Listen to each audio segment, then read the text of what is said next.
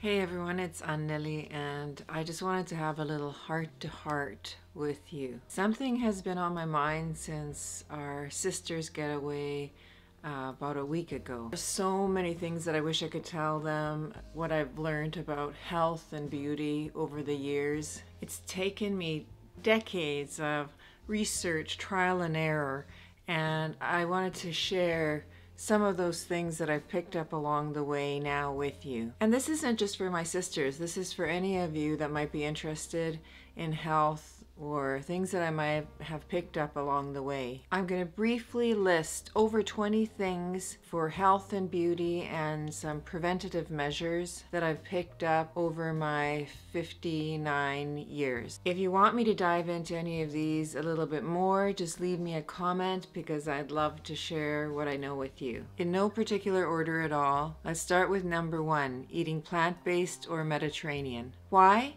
Because they're one of the most researched diets for longevity and heart health. I've been on this journey for decades, and I can tell you it's made a world of difference. Number 2 is lash serum. So years ago, many years ago, decades ago, I tried Latisse, which is one of the oldest around, but that one really works because it has a medicinal ingredient in there that glaucoma patients used in their eye drops.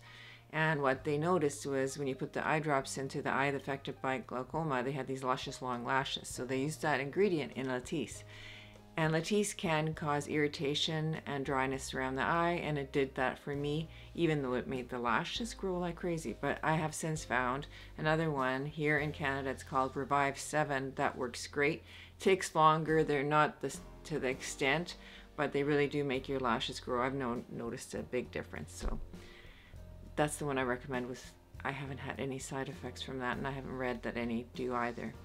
Number 3 is barefoot shoes. Oh my gosh, if you've ever had bunions, I didn't even know what bunions were, but it's deformity of the bones of the feet, and the surgery is terribly painful. My mother-in-law has had that surgery, and I know many people that have. They're straightening out the bones that have been squished in, so barefoot shoes just give you a bigger toe bed, and I would say that if you are having problems with your feet, try wearing them. Gradually build up. You don't have to buy expensive ones. There's lots of other things. I found that if I get Vans or Converse or any of those shoes that have more space in the toe box for your feet will have a better alignment, and you can prevent bunions. Highly recommend them. Number 4 is prescription retinol. When I was in my 20s and hormonal craziness was going on, for me, I didn't have teenage acne. I had acne in my adulthood. I tried Retin-A creams, tretinoin, prescription, and I just didn't know at the time that I was using it incorrectly because I had nothing but dry, flaky, irritated skin. I use it now. I get a prescription, but I acclimatized to it and had a whole regime on how I started using it, and now it doesn't cause that to my skin, but it's the gold standard for kind of rebuilding the collagen from inside your skin to prevent wrinkles and give a more youthful look. Number 5 is HRT, hormone replacement therapy, which includes estrogen, progesterone, and testosterone. I started looking into this in perimenopause, and as soon as I went into menopause, I started on some hormones. It's been a game changer for me, and there's so much science backing up the fact that if you are replacing your hormones, you can prevent a lot of long-term illnesses in your body. But of course, this is something you need to check with your healthcare provider that is knowledgeable. Number 6, weightlifting. So important. I have done it in spits and spurts, or fits and farts, what's the saying? You know, just trying it out, but never sticking to a regime. I have now stuck to a regime for probably close to 4 months. I have seen more muscle growth, and we need that as we get older. We need it because we lose it so fast after a certain point, and we need that to keep us healthy. We need muscles to keep our balance. We need muscles to keep us aligned, our spine aligned. We need it to feel strong and capable and not to become frail. So highly encourage women at all ages, and especially once you hit midlife and on, to do weightlifting. 7, now this is something that you can do at any point, is improve your balance by doing mundane things. Like, for instance, what I do is when I'm brushing my teeth, I now have an electric toothbrush, so it always buzzes when you have to change, so it has 4 buzzers in there, and I stand on one leg at a time. What it does is help strengthen that muscle in your leg, and it also helps improve balance. So obviously do not try this if you don't have any balance, without hanging on to something, and gradually increase from there. But those are kind of things that you can do that will definitely help your body alignment, because all the muscles in your body are fighting to try to stay standing. So it's something you can do, and you're killing 2 birds with 1 stone, even though I hate that saying, but you're doing 2 things at once. Number 8 is sleeping 8 hours. I didn't do this, but research has shown, and there's enough research out there, that you need to get the proper amount of sleep for your body. And the way you can try this out is, if you have a day off or where you don't have to be up at a certain time, go to bed at a decent time. You can set your alarm for later, but see what time you naturally wake up. And I have found 7.5 to 8 hours for me is when I wake up and I feel like getting up. And it's so important for your brain health, because not only is sleep when your body heals, but it's also when your brain is getting rid of byproducts that accumulate during when it's using up all the energy when it's working. So sleep is something that will help keep you younger longer, keep you healthier longer, keep your brain health stronger. Number 9, start your day with drinking a good amount of water in the morning. Whether you put lemon in it, apple cider vinegar, whatever, but you need to rehydrate first thing in the morning. And I try to drink at least half a liter to a liter. I don't always manage the liter, to be honest, but what it does is it rehydrates you and gets your intestinal tract going, if you know what I mean. And that's so important because even a slight bit of dehydration can give you that brain fog that we all kind of are trying to avoid at this age in our lives. So hydration is super important, because your brain doesn't work as well even if it's slightly dehydrated as the rest of your body. Number 10 is eat lots of fiber. I strive towards 40 grams of fiber, and that's not difficult for me to attain being plant-based, but fiber keeps everything going. You don't want to end up having problems with your intestinal tract, because it just it's a snowball effect, and you'll end up with other problems.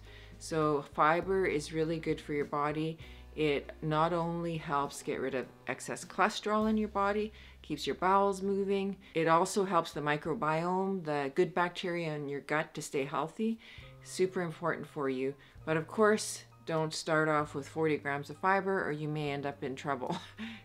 Build up to it gradually. But fiber is something all of us need, and it's super important, and you get that in plant. Number 11, saturated fats. Limit them. They are not good for you. If you've heard of fatty liver, that a lot of people start to notice or get when they're in their midlife, it only gets worse. You need to limit saturated fat. Saturated fat is in animal products, it's in coconut oil and palm oil. It does not do you good, because it also is one of the things that makes you insulin resistant, which ends up turning into type 2 diabetes. Number 12, something a bit controversial. I've told one of my sisters about this. Shave your face. When we get into menopause, all the things happen that are just mind-boggling. You grow hair in unwanted places, and you lose hair where you want it the most. But instead of tweezing one hair at a time, I use these little fine razors and shave my face. And I'll link the razors that I found most effective down in the description. But you can do it dry, you can do it with some kind of cream, but basically it gets this peach fuzz off your face. It exfoliates gently, but be careful doing it. But I don't have any issue. It's not dangerous. I've done it for years, and I'm not growing a very big beard yet. So 13 is sunscreen every single day. I do that pretty well 95% of the time. And I've just found a sunscreen that I really love. I'll list it below too, because it's one that's doesn't irritate my skin, doesn't cause any stinging or anything for me, and it completely disappears, and it's nice fluid and easy to apply. So I really love that one, and I'm gonna continue that because sun damage, I don't know what's happened to our ozone layer, but I burn more than I ever did when I was a kid, and that's not good. You're risking yourself with skin cancer. So any exposed areas, but I put it on my face and my neck, and if any of my chest is showing, I'll put it there too. Number 14 is start looking into HRT or hormone replacement therapy when you're in perimenopause. That could be in your late 30s, 40s, but when you start seeing signs of hormones being imbalanced, that's when you can start adding a little bit. I wish I'd known that, because it probably would have saved me a lot of struggles in my 40s for sure if I had done something about it at that point, but I didn't know. So that I'm 59 now, so 15 years ago, I didn't know enough about this, but that's when I started looking into it and I started learning. So as soon as I went into menopause, I did start my hormone replacement therapy. 15, track your nutrients. Now this isn't about dieting, and I don't want anybody to get, so hung up on, calories, but you can use these free apps to put down everything you eat for maybe a week to a month maybe. But what you will notice, what I noticed, the reason I really encourage everybody to do this is because I was able to see that I was not eating the nutrients that I needed in these areas, like calcium, magnesium. I wasn't getting those. So instead of just buying a whole bunch of supplements because you're told that they're good for you, and the marketing is so great that this is going to grow your hair and this is going to grow your nails really long, your skin is going to be great if you take this, track what you're eating. And then either adjust it, because now you've seen that you're lacking some nutrients. You can use the Chronometer app. I think that's free. A lot of them have free trials. But then you'll know for sure if you need to take a supplement. Why bother wasting money on supplements if you actually aren't deficient in anything? So that's what I did, and that's when I realized that, and even when I looked at trying to eat more of the certain items, I didn't eat enough, so I need to supplement on. So I need to supplement on a few things. Being vegan, I do have to supplement my B12, but there was a few other things that I found I was really lacking, and I needed to do that. And it's not wasting money then, because now I know I need it. 16, move throughout the day. I have learned, and it's kind of recent that I've learned this, that going to the gym before or after working 8 hours sitting at a desk, it's like, sure, it's good for you, but it's not as... You're really losing a lot by not just moving throughout the day. And moving throughout the day means go for a walk at lunch, use the stairs instead of the elevator, get up, do some squats, but get up and down throughout the day, even if it's a quick walk down the hall and back, because you need that movement. You won't see the benefits that you're hoping to get by just going to the gym for 30 minutes to an hour before or after work, or whatever your day is like, if you've sat the whole day. So really try to incorporate movement throughout the day in any small way. It really does help. Number 17 is creatine. I gave my son and husband a lot of flack years ago, decades ago, when they were taking creatine when they worked out. I have now started taking it. This is one of the most highly researched supplements that's out there, and it helps your muscles utilize energy. And it also, there's evidence and research showing that may help your brain health. So I have been taking creatine. Number 18 is don't stop doing things that you enjoy. A lot of times, especially women, we put ourselves last and we don't keep up with our hobbies or whatever that we were interested in doing. And it's okay if you put it aside for a while, but get back to it. I have stopped things that, I wonder to myself, why did I stop doing that? We have to keep up with the things we love, because down the road we're going to have more time, and then we're going to be wondering why didn't we could have been so much further ahead if we'd continued on, even given ourselves a little bit of time to do those things we enjoy. Number 19 is along that same kind of path, is make time for yourself. If you don't look after yourself, you can't look after other people well. And if that's your goal, is to be the caregiver or to be, whatever, doing your job great, you're not going to do that if you don't make yourself first at some point in your life. You need to find the time to do the things that keep you healthy, whether that is like me, working out in the morning first thing, but you need to do something for yourself. You have to put yourself ahead of other people sometimes, otherwise you can't be there for them. Number 20 is listen to your gut. Go with your instincts.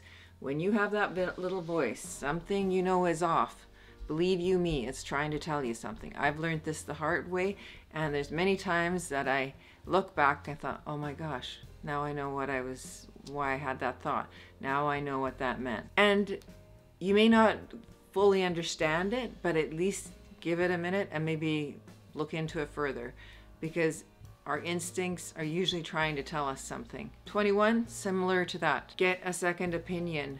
You don't know how many healthcare professionals I've been involved with personally and worked with that don't have your best interest at heart.